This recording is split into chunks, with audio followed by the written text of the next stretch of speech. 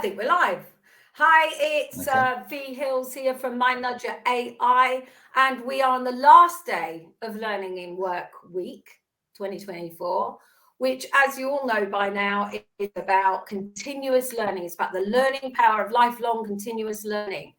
And today I'm here with the lovely Kath St. Ledger. Am I saying it right again? St. Ledger. It's Ledger, Kath de Ledger, and Richard Dunstan. Now, these guys, the one thing they've got in common with Tony Dane and Glenn Bracey is that they all work together in Future Vision, doing some amazing work. Now, Kath and Richard have actually developed a mind-nudging journey on accountability, and they've called it, quite rightly so, my opinion is sort of revolution, not evolution. And it's that understanding from the accountability point of view that if we try and carry on developing accountability skills or approaches that work well when things were quite linear, we'll fail. And there's a lot of reasons for that, one of which the speed of change is just too overwhelming. So it's really about accountability for leaders in the AI world, more specifically than that, it's about emerging leaders. So it's really focused on emerging leaders, getting that right. And it's a 6-week mind nudging journey.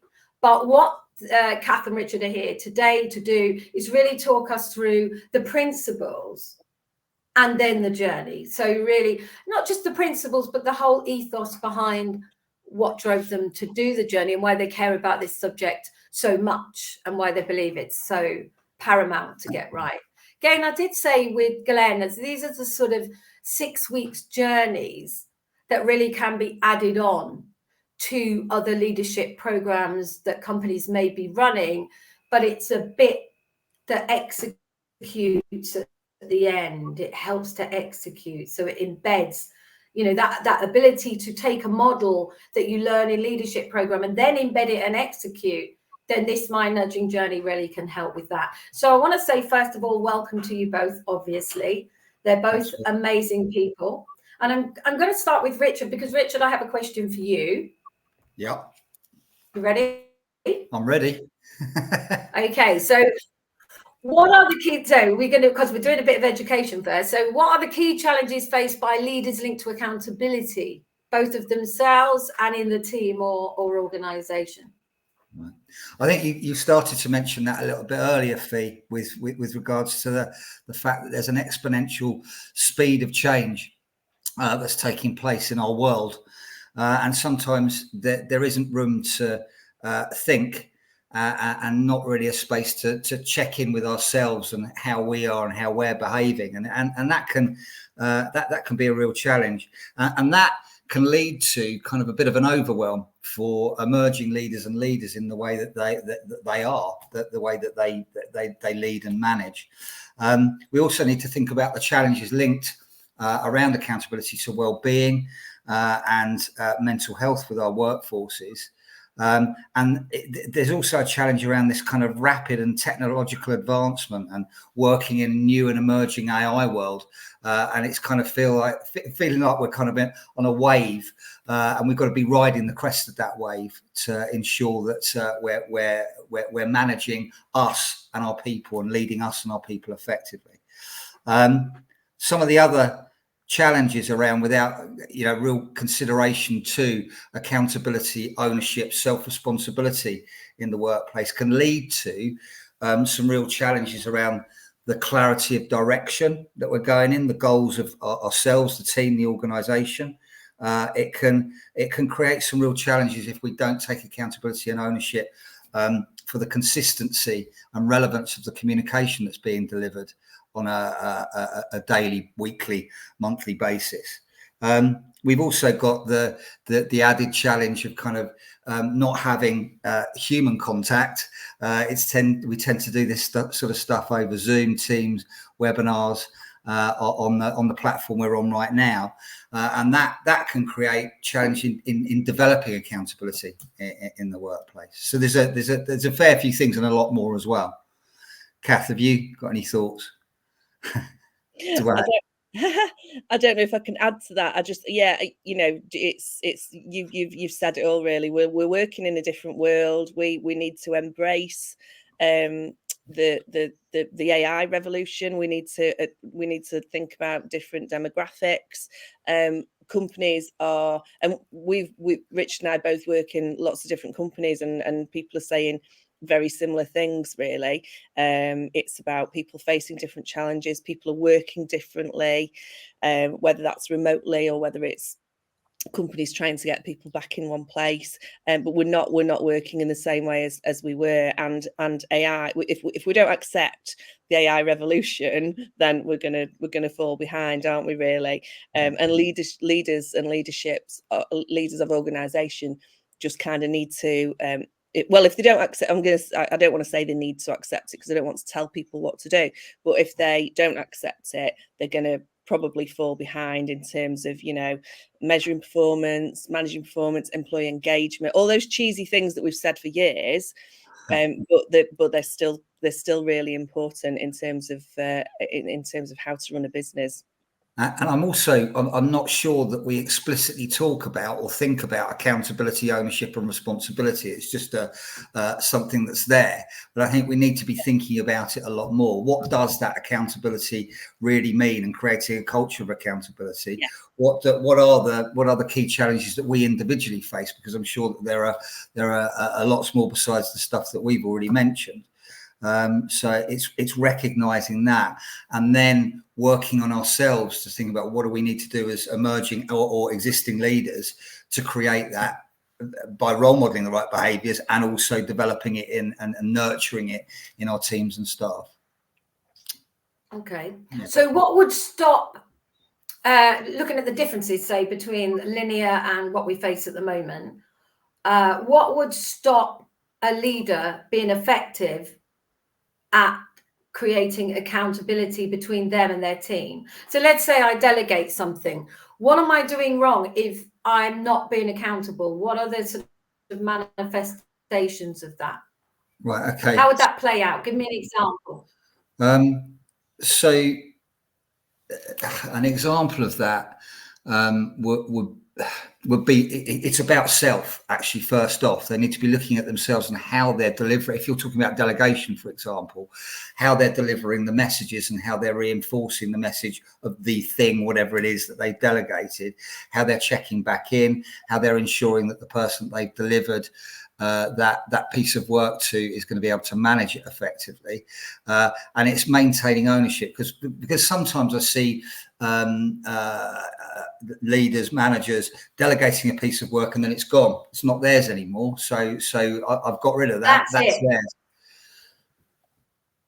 That's it, Richard. And I spoke to someone, and I purposely opened that storyline because I have a little story which I wouldn't mind sharing. Just a little one, a wee one, but it does demonstrate. And I was talking to a very good friend, colleague, person of mine in New Jersey, who was telling me about this accountability problem. It was highlighted as accountability, but whatever. And basically that everyone was being dumped with tasks by higher level people, so the leaders or whatever. And absolutely then assuming that everything was then fine, and then reprimanding them if such and such wasn't done. So it created this massive massive sort of culture of blame, obviously, because if you give me a task and then bye-bye, you've gone, you've swam away. If there's no check-in, you can't just drop things from a height on everyone and leave it with no communication. So speak to that, because I think that's where this problem comes from, overwhelm. So we can't blame the leaders because they're overwhelmed, but it is a problem. It's a really big problem, because this is called the massive cultural problem there. It is a massive culture problem, and I think you've just mentioned communication there, and if people don't take ownership, and we talk about culture, and it's easy to use those words, isn't it? But we talk about culture, we talk about ownership, and we talk about, well, if there's no trust, if leaders aren't encouraging that trust in an organisation through that communication, and you then get conflict, you then get low morale, and and again, I'm using quite cheesy words really that we've all used for years, and we all know it, but it's about leaders taking that accountability and role modeling that accountability. I think if they demonstrate that accountability and empower other people to take accountability, and it's not a blame situation, then people will, and we'll when we talk about the journey, we'll talk a little bit more about something that you just alluded to there, Fee, in terms of people kind of going, well, I've done it. I thought I'd done that. I didn't know, or I didn't know I needed to do it. So yeah, we'll because we've got a model that we talk about when we talk about the journey that kind of helps people hopefully start to change their mindset about that. Because I also think from the moment you get up to the moment you go to bed, from the moment you get up from the moment you go to bed, there are 1,000 choices and decisions that we need to be making, and that creates its own tricky challenge because going back to delegation or communication, you communicate something once and you're expecting people to be able to deliver on that. But that's not maintaining the kind of accountability and ownership of that particular thing that you're doing or sharing with people. You need to keep up that communication and keep delivering it, because how many times have we heard people say, well, I told them, and they just haven't done it. And it's like, well, how many times have you told them, and in which way have you told them, and how have you flexed your style to meet their communication needs? And it's like, well, I haven't. I've just told them, and they should be doing it, and that's a shame. So there's some. And I think one of the. Sorry to interrupt. I thought there was, especially as there's a lag on it, so that's even worse to interrupt. Right? So I want to talk about the pillars now, because I think these are really important, and I think that. One of the thing that it boils down to is this assumption all the time. The assumption that I've told you, therefore you've understood, right? Yeah. And the assumption that once I give you something, everything is on your shoulders to do it. So this is quite a deep subject that I do believe, like you say, you guys, that requires mindset, technique, skill. It's complex. It's not as easy as saying you just need to learn delegation skills or whatever that may be. It is a case of combining the whole thing together to make it work. So now if one of you or both of you can explain the pillars to me that you've built this on, to us, to anyone listening. Right. So we looked at accountability, and we looked at a number of different frameworks to use. We created a framework, and we've looked at having 4 pillars that link to the journey that's in front of you on the screen, and they link to mindset, language, behavior, and permission, really, to go out, and accountability unleashed is what we've called it at the end. So it's first off thinking about that mindset piece, where we're enabling ourselves to stop and pause and to think about, what are my feelings, thoughts right now at certain points during the day when I'm having to choose to make decisions on things that I'm leading on, and catching those and finding out what is going on inside our mind. So it's bringing our unconscious thought to conscious, as opposed to just doing throughout the day. So that's the kind of first pillar. Anything to add to that, Kath, around? I don't think so. No. We had a lot of conversations, didn't we, about unconscious to conscious, and we do. Yeah. We bumble on along our days. We're all guilty of it. We bumble along, and we don't. So that's why we called it thought catcher. Catch our thoughts. Yeah. What thoughts are you thinking about mindset? Yeah. Okay. And the second part to that, or the link to that, is kind of listening out for the language patterns that we're using and hearing in other people. So what's been interesting with creating this journey is that it started to nudge my mind around and really making me consciously think about people around me. So family, friends, clients that I'm working with, and really making me focus in on some of the language that I was hearing and how that was affecting me and impacting me, and how I was responding to that.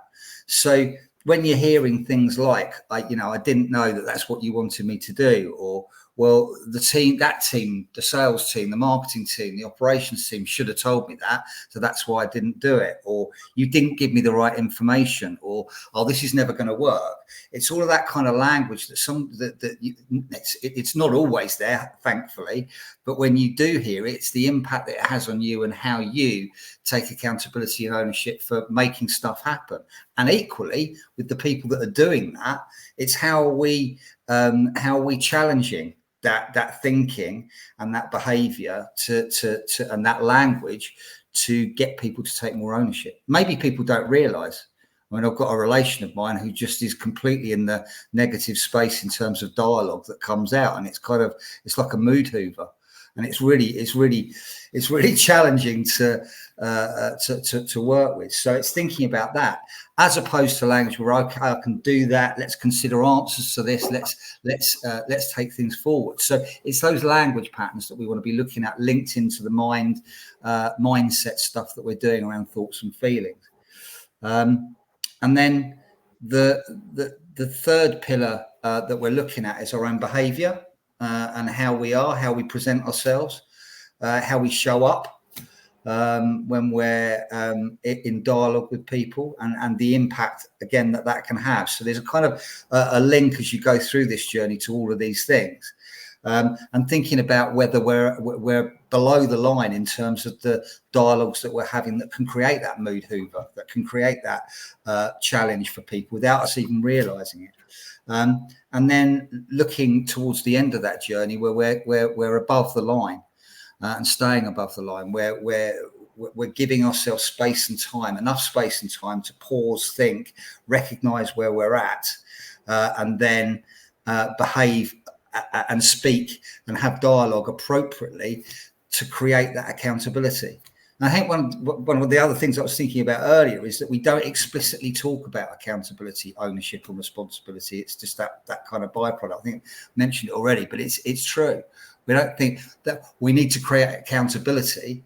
It's not something I've ever heard when I've worked with leadership teams or teams of people, but I think it's really worth focusing in on. I'll pause. Any add to that, Kath? No, not really. I think that's. Any add to that, Kath? No, I think it's just nice to. I'm saying no, and then I'm talking.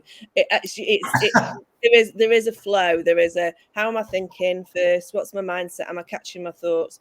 What does that do to my language? How am I talking? Am I noticing how other people are talking? Whether that's on your commute to work, or whether it's talking, as Richard said, to family members and hearing. And the more you start to think about this, the more it comes to your consciousness, rather than being subconscious, the more you'll notice other people's thoughts, language, and then you'll kind of go, oh, right, okay, that was a little bit negative. We'll talk about above and below the line in a second, but that was kind of, wow, that was really you're not taking accountability. You start to pick up people's different language, and all of that impacts how we behave when we're interacting with other people. And fundamentally, that's where we start to make a difference, isn't it? In life in general, but certainly in leadership and in the workplace. So, and also what we've created or designed here is from the journey perspective. And what we really like about the kind of mind nudges and the whole ethos behind this is that it's some real blended learning. I mean, we're kind of kicking off with some orientation and talking about what the journey is going to be, and then thinking about accountability, what it means, and the challenges that are faced, and then having pop-ups and the mind nudges that are coming in on weekly basis, where you've got the kind of let's observe what we're doing here. So, for example, with mindsets, let's think about those times in the day where we're having those thoughts and emotions, and whether they're above or below the line is what we're calling it, in terms of how we're thinking and feeling. And then the middle part of that nudge is around what's my reflections on what I've observed. And then finally, it's about what do I need to do to action? Call to action. What is it I need to do that's different? And then that moves into either the next set of mind nudges or pop-ups. And those pop-ups are around creating an experiential, fun, sometimes games involved to create some real learner-led training, learning and development. And we've also got additional collateral that people have got availability to get access to, and also shared thinking pods where you can kind of have that get together and have conversations around what it is you're experiencing and learning and ideas and challenges that you're facing. So I think that's really brilliant. And it covers it in a 6-week program, so you've got time to learn when you need to learn and want to learn. It's not you're rocking up to a workshop for 2 days and you've got to be there for 2 days. This is about a gradual immersive experience to create some sustainability in habits that we form. Yeah. Can I add there though that I mean, both of you would be facilitating that journey, yeah? So it is facilitated, but it's facilitated on the go. Yes. So as observations get put in the system is designed so that, we don't want to forget about your brilliance here, yeah? Because it sounds like, it's a digital journey, but it is led by a human being. So we say what do we say? We say it's sort of driven by fueled by AI, but it's driven by humans, and that is extremely important. If you want to develop habit, I always say if you're going to go up Everest or some mountain and you want to go with someone who knows the way and can Sherpa you because they've been there many times, and that's why you can't oust the human here. So you can use AI to speed it up, to scale it. Great. It's good for you guys to be able to scale this, good for the clients that you can scale this, because it means they can get accountability for thousands of people, right at the aligned way at the same time. So these are great tools that AI give us, as well as other technological sort of tools. But running a digital system for habit change and mindset change does on its own without a human doesn't work. Well, it can work in terms of little mind nudges, but introspection is not enough. So mind nudging, yes, you can introspect, observe, reflect, adapt, etc. But you need to blend it to make it work, and that's where the human comes in. So they sort of get together in a pop-up experiential learning. It's fun. You're still taking one technical skill away. It's transformative, but it gives you something different to what a mind nudge gives you, which is introspection. It's on your own. You have to do that work because it's self-awareness, etc. But I think the shared thinking pod talk more about what you might do in that to bring the cohort together type thing. Richard. Okay. Richard or Kath, don't mind. Go, Richard. You want me to go? Go. So I'm gonna refer to we've been working on this over the last couple of weeks, and do you want me to kick you off with the shared thinking in terms of what you're? I'd like you to actually, Fee, because I kind of. Yeah, I know what you mean. I put you on the spot there completely. Not that you don't know what shared thinking put is. me on the spot. I'm quite happy with that. But how it accounts to different ways that we've blended. I think with this accountability one, and I'm looking at your 6 stop points, your mind nudging themes each week, and they connect over to each other. So you don't learn like development from accountability for mindset and language and your 4 pillars on one nudge. Clearly not. But it's the combination that compounds over time. But the things that I think combines that, if you do it cleverly, is that shared thinking pod. Because in the shared thinking pod, they can put in like This is a critical thought. So it's not social media, as you know, it is social learning, which is a different thing. So we're asking the participants, this is generally in mind nudging journeys, as you know, that they put in the intention behind the thought before they share it. So it gets them thinking critically. So if we take it on the accountability one, when you do the pop-up, for example, week 2, then they can drop in after and share their experience about trying out what they learned on that pop-up. So it sort of combines, and the cleverness of combining this. The only thing is you can't, as you know, design it completely 100% in terms of blend until people are in there, because every single cohort will need a different blend in a way. How much shared thinking do they like? How much, you know, some prefer the pop-ups where they're all together in a room. So I do believe with this one, and it hasn't launched yet, so absolutely fair enough. Talking about launch, when is it going to be roughly?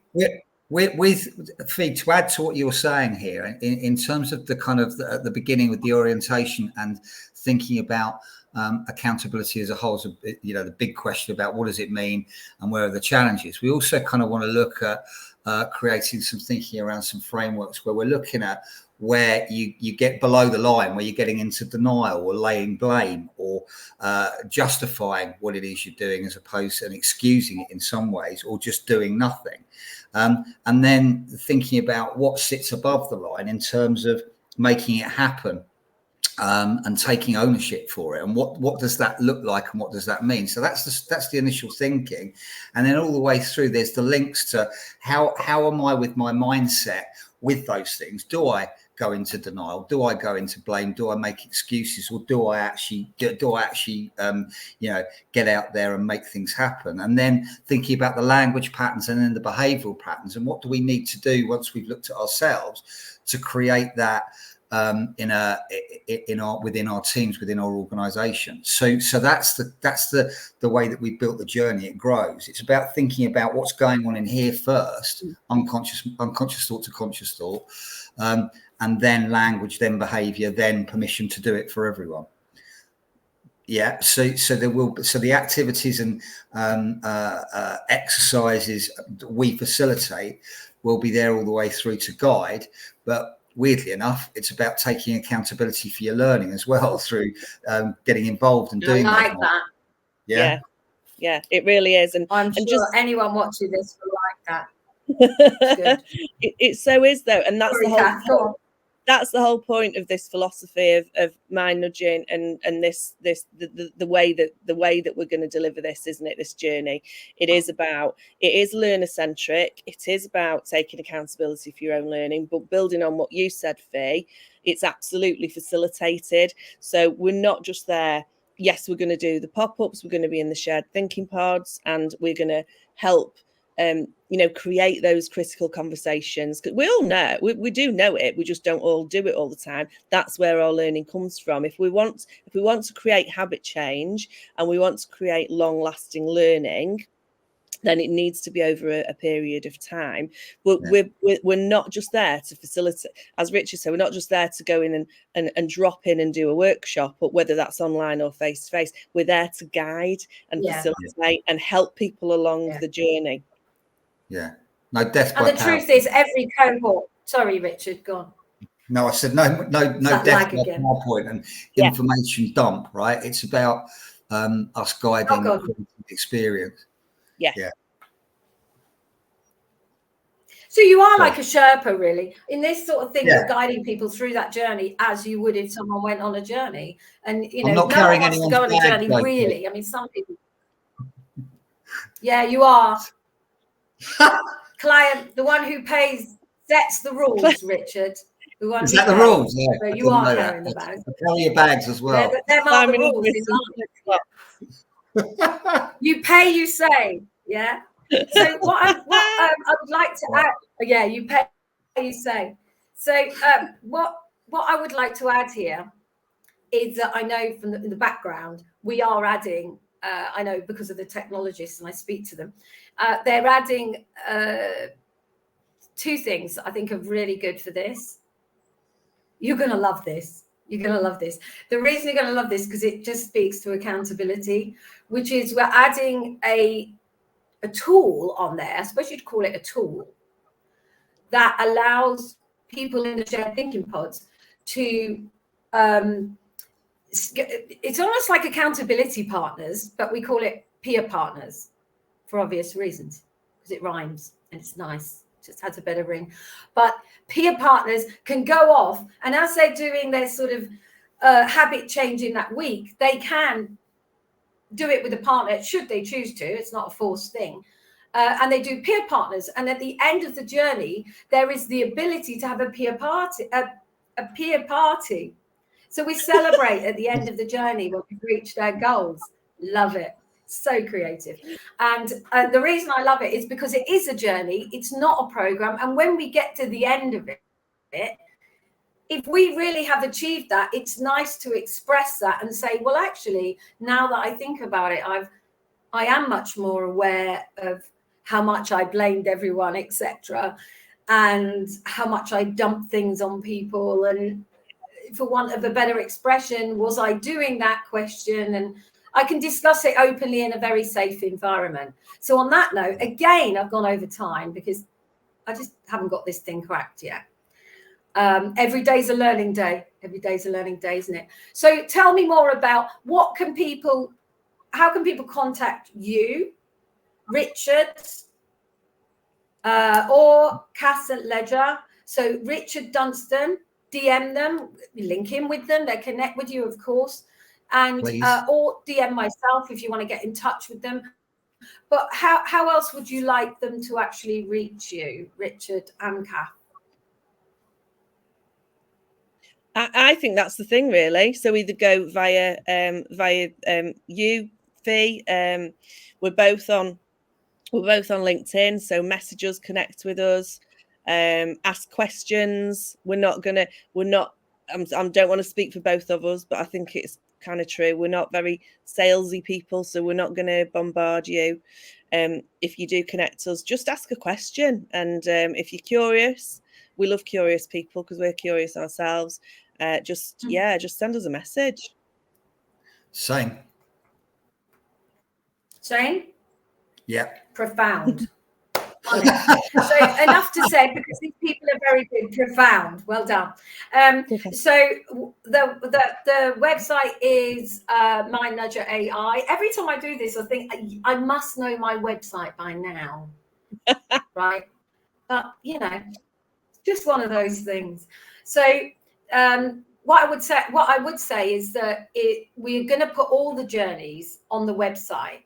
And also at futurevisiontraining.co.uk, they will all be on there as well. So reach one of the team and we will give you some more information, or you can arrange a demonstration. So thank you very much for today. And the other thing we are going to be doing is a masterclass on accountability, only quick ones, like we call the mini masterclasses, 30 minutes with Kath and Richard in the next couple of weeks. So watch out for that. So thank you very much. Thank you, guys. And thank you for today. Yeah. See you guys. Thank you. Have a good weekend.